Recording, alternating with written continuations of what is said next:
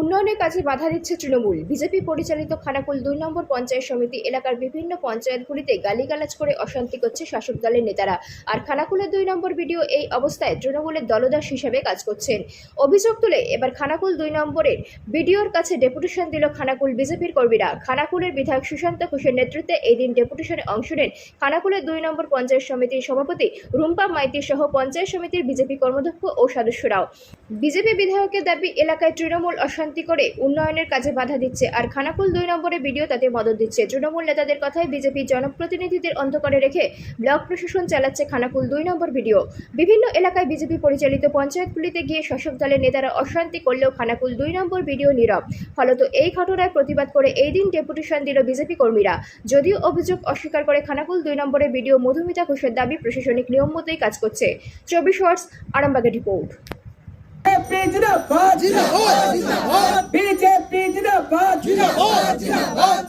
প্রশাসনিক কাজে বাধা দেওয়া বিজেপি জিন্দাবাদ। তৃণমূলী প্রশাসনের বিরুদ্ধে বিজেপি লড়বে। খানাকুল ২ নম্বর পঞ্চায়েত সমিতি জুড়ে যতগুলো বিজেপি পঞ্চায়েত প্রধান আছে তাদের উপর হুমকি দেওয়া হচ্ছে। কেন? তৃণমূল করে চপ দাও।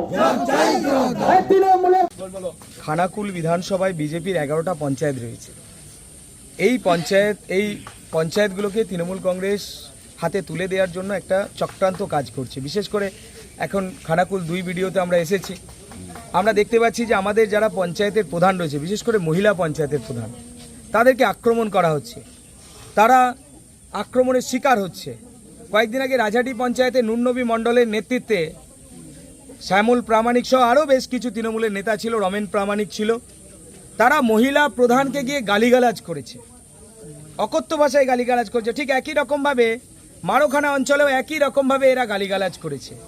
পঞ্চায়েতের ভেতরে ঢুকে পঞ্চায়েত কাজে বাধা দিচ্ছে। টেন্ডার করা যাবে না, রাস্তা তৈরি করা যাবে না, তিরপল দেওয়া যাবে না, আমরা যেটা করে দেব সেটাই হবে। কেন হবে এটা? সরকারি কাজে বাধা দেওয়ার জন্য বিডিও কেন ব্যবস্থা নেবে না? বিডিওর আন্ডারে তো এতগুলো পঞ্চায়েত রয়েছে। আমরা যখন কেস করতে কয়েকদিন আগে আমাদের বিষ্ণুপ্রিয়া কাজী, উনি একজন পঞ্চায়েত সমিতির সদস্য, উনি গিয়েছিলেন, তিনি এসে এখানে হিংসায় মদত দিয়ে যাচ্ছেন। কেন হবে এটা? কিসের জন্য হবে? তার কথা মতন এখানে ব্লক চলবে। অথচ আমাদের যারা পঞ্চায়েত সমিতির সদস্য রয়েছে, সভাপতি, সহকারী সভাপতি, তাদেরকে না জানিয়ে মিটিং করে নেওয়া হচ্ছে।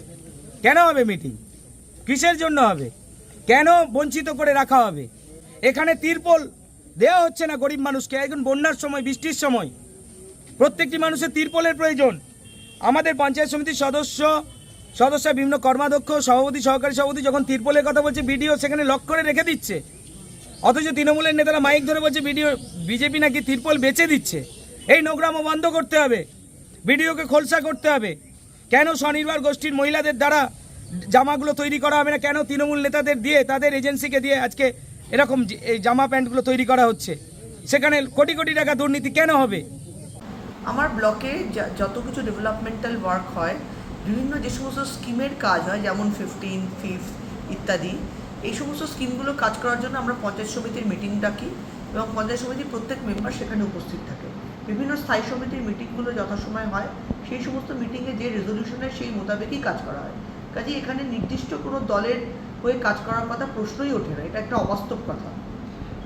তো কিন্তু বিজেপি আরও অভিযোগ করছে যে এখানে যখন পঞ্চায়েতগুলোতে তৃণমূল হামলা করছে, আপনাকে জানানোর পরেও আপনি কোনো রকম স্টেপ নিচ্ছেন না। এটি সর্বৈব মিথ্যে কথা।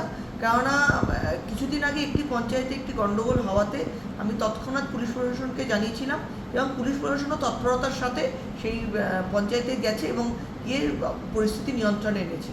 কাজেই এই অভিযোগ অত্যন্তভাবে সর্বৈবভাবে মিথ্যে। আপনাকে কি ইচ্ছাকৃতভাবে টার্গেট করছে বিজেপি?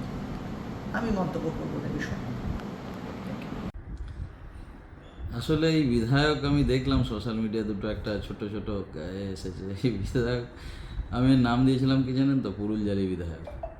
অ্যাকচুয়ালি কালকে চিংড়ার যে এই যে চিংড়া সাবল সিংহপুরের যে মিছিলের যে ভলিউম, যেভাবে লোক বেরিয়েছে নেতৃত্ব ছাড়া, কারণ আমরা প্রথমেই বলে গেছি, বিধায়ক বা কেউ কিছু বললে আমাদের বুথ স্তরে আর অঞ্চল স্তরের লোকেরাই তার বাইট দেবে বা তার কাউন্টার করবে, যেটা আপনাদের ভাষায়।